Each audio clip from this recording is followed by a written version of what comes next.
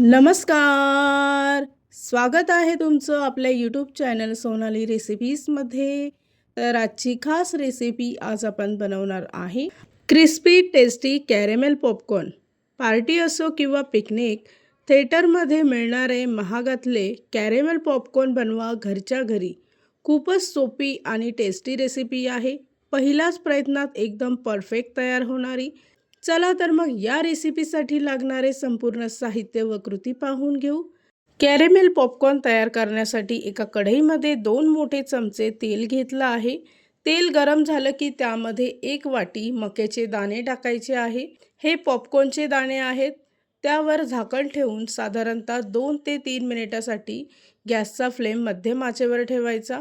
अगदी 2 ते 3 मिनिटांमध्येच इथे पॉपकॉर्न तयार झाले. त्यानंतर ते एका भांड्यामध्ये काढून घ्यायचे आहे. त्याच कढईमध्ये 1 मोठी वाटी साखर घेतली आहे.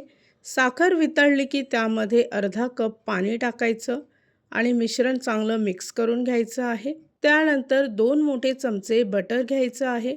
बटर टाकल्यामुळे पॉपकॉर्नला चांगली चव येईल. चिमूटभर खाण्याचा सोडा टाकायचा आणि मिश्रण 1 मिनिटासाठी मिक्स करून घ्यायचं आहे. इथे आपलं कॅरेमेल सिरप तयार झालं आहे. त्यानंतर तयार केलेल्या पॉपकॉर्नवर हे सिरप टाकून स्पॅच्युला किंवा चमच्याच्या सहाय्याने चांगलं एकजीव करून घ्यायचं आहे. कॅरेमेल सिरप गरम असतानाच ही प्रोसेस करायची आहे आणि जरा झटपट करायची. या रेसिपीसाठी लागणारे संपूर्ण साहित्य व कृती मी तुम्हाला डिस्क्रिप्शन बॉक्समध्ये दिले आहेत, तर तुम्ही तिथे जाऊन चेक करू शकता.